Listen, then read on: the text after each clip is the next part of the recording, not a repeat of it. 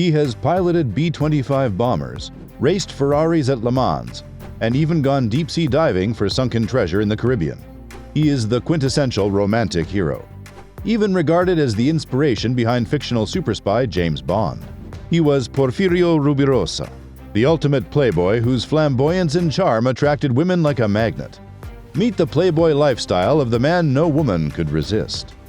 He was an international playboy who inspired a fashion brand. Porfirio Rubirosa lived an eventful life.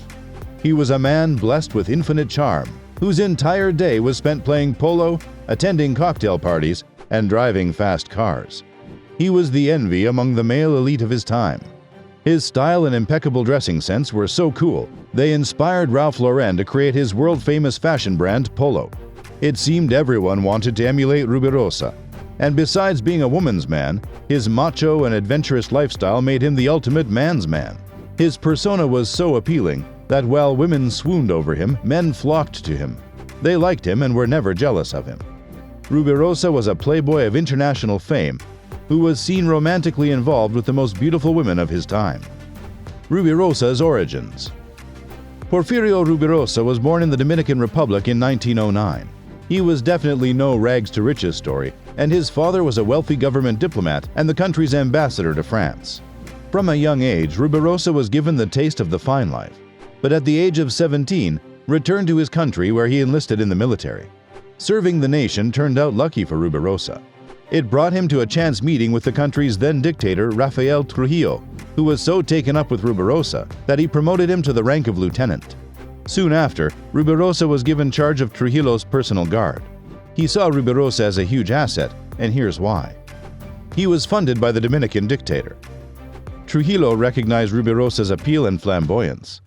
He felt here was a man who would turn out an asset for his regime. Commenting on why Rubirosa was a great diplomat, Trujillo said, "Because women like him and because he is a liar." The dictator observed how Rubirosa attracted huge publicity, and so used his own money to fund the playboy's lifestyle for years. All he wanted from him was that he flies the Dominican flag at all of his parties. He married Trujillo's daughter. When Rubirosa was asked by Trujillo to receive his daughter Flor de Oro at the airport when she was returning from France, Rubirosa did so. During the journey home, 17-year-old Flor ended up being smitten by his charisma. She even invited him to a ball at the presidential palace, and that night they danced every dance. Many felt what Rubirosa was doing was suicidal, and sure enough, when the dictator caught on, he was furious. Rubirosa went into hiding briefly, but when Flor proposed to Ruby, he accepted. Trujillo had no option but to allow the marriage in 1932, which he declared a national holiday.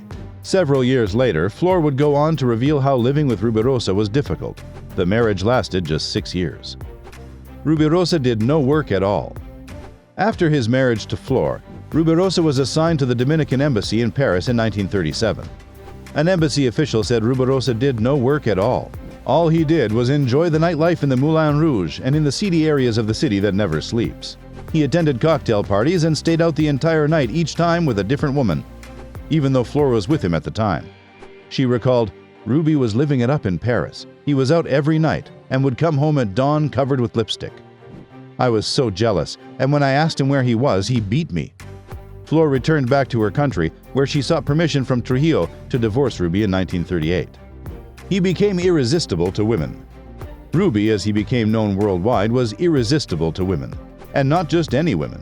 The most famous names in the celebrity world were connected with him. Ruby portrayed the image of a combination of Don Juan and Casanova, to the point where he didn't even need to try too hard. Women just flocked to him. They fell in love. They clamored for his affections. His conquests included the famous Eva Peron, Ava Gardner, Veronica Lake, Jane Mansfield, Rita Hayworth, Judy Garland, and Kim Novak. He was even seen several times with Zsa Zsa Gabor while she was married. He married the 2 richest women in the world and received alimony from them.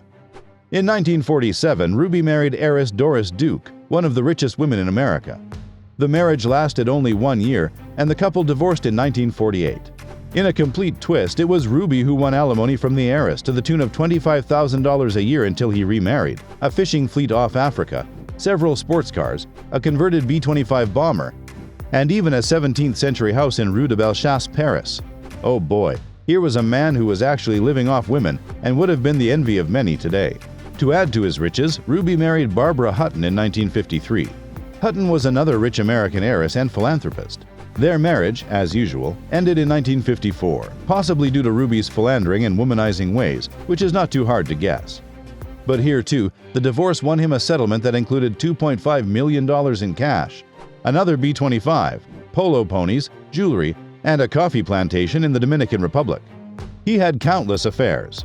Friends of the Playboy reported how he slept with thousands of women even while being married to two of the country's richest women. Columnist Taki Theodorakopoulos recalls that when Ruby got drunk, he would take out his guitar and sing, "I'm just a gigolo." When Rubirosa was asked why he had married Duke, he replied, "What I did is better than most people do. They go out with a girl from a good family, they take all her money, and then they leave her. The difference with me is that I marry her, give her the best time in all the world, and when I leave her, she is richer than ever before." He portrayed a sense of danger and adventure.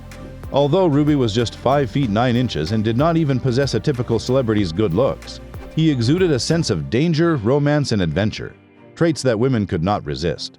He never had a full-time job and was averse to working. Francesca Hilton, the daughter of Zsa Zsa Gabor, recalled when Ruby lived with her mother how he hardly ate and once remarked, "Most men's ambition is to save money. Mine is to spend it." He lived an expensive lifestyle. Rubirosa's greatest passion was polo, which is why designer friend Ralph Lauren named his iconic brand after the game, reflecting the combination of polo and Playboy in his clothing. When he wasn't playing polo, Rubirosa liked piloting his B-25 bombers, which he won from his 2 divorce settlements. He lived life exactly as the world's most famous Playboy, even going treasure hunting in the Caribbean and racing his Ferrari at Le Mans. He was seen hobnobbing with famous personalities from movie stars to businessmen, but it was his association with women that brought him the most fame. Every woman wanted a piece of the famous Rubirosa. The Playboy's calling card was a single rose, which he always sent after he met a new woman. On it, he would write in Spanish, "A la más bella de las mujeres," which meant to the most beautiful of women. That strategy floored many, as he would just send 1 rose. He was Trujillo's golden boy. To say Rubirosa was scandalous is an understatement. His reputation preceded him just about everywhere he went. There were times his affairs received so much negative publicity that Trujillo would have to recall him back to the Dominican Republic. But while many officials disappeared when Trujillo was displeased, Rubirosa was just transferred somewhere else. He was the dictator's golden boy, even though he brought Trujillo a world of embarrassment. He became the ambassador to Argentina.